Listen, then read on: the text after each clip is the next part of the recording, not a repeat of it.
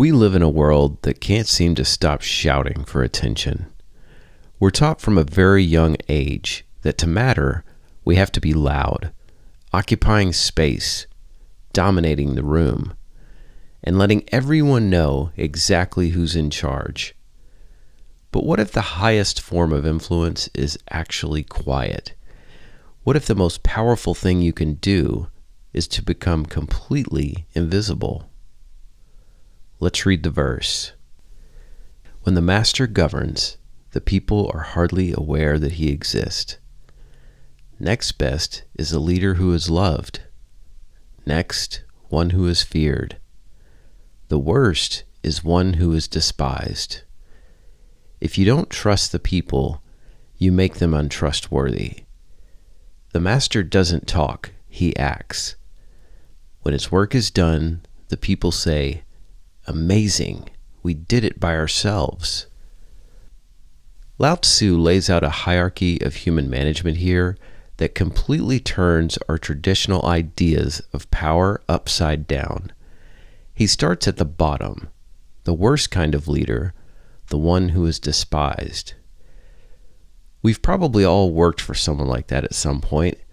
The micromanager who rules through spite, whose heavy footsteps down the hallway make everyone instantly tense up. Their power is purely negative, an energy drain on the entire room. Then you move one step up to the leader who is feared.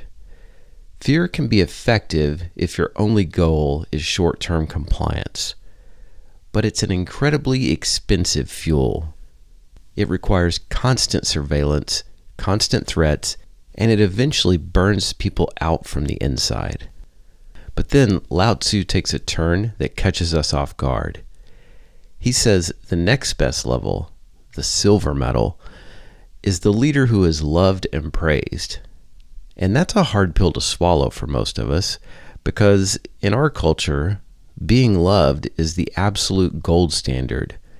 We want the appreciation plaques, the loyal team, the warm glow of validation.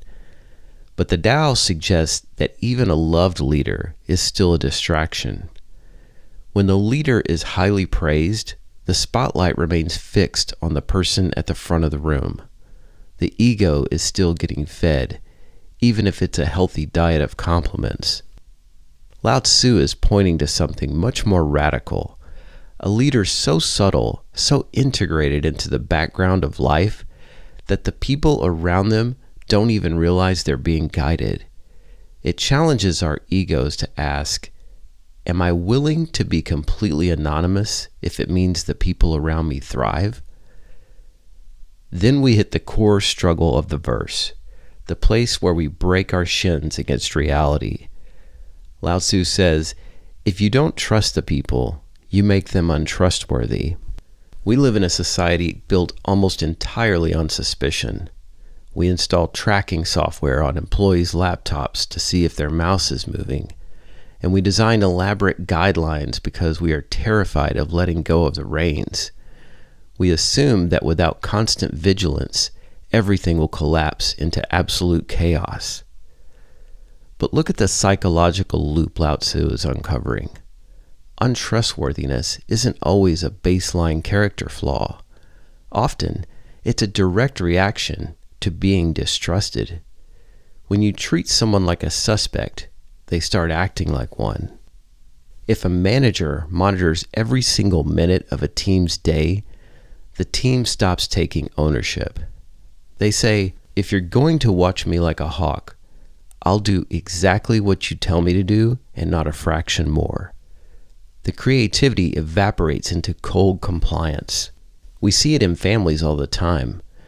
The parent who tries to control every choice, every friend, and every interest their teenager has usually winds up stumbling into a wall of rebellion or complete withdrawal.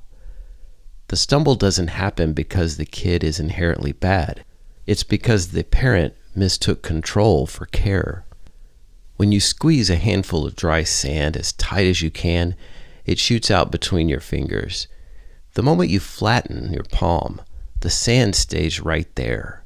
The stumble is the universe's way of showing us that our tight grip is breaking the very thing we're trying to protect. So how do we actually live this out? What does it look like to practice this kind of invisible leadership in our regular, messy daily lives?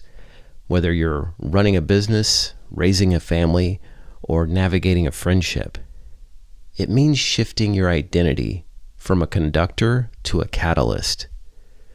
A symphony conductor stands on an elevated podium, waves a baton, wears a tuxedo, and every eye in the orchestra must be fixed on them to make the music happen.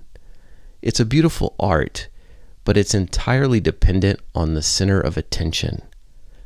A catalyst, though, like a pinch of yeast in the bread dough, is completely different. The yeast doesn't stand on a podium. It dissolves into the flour and the water, disappearing completely.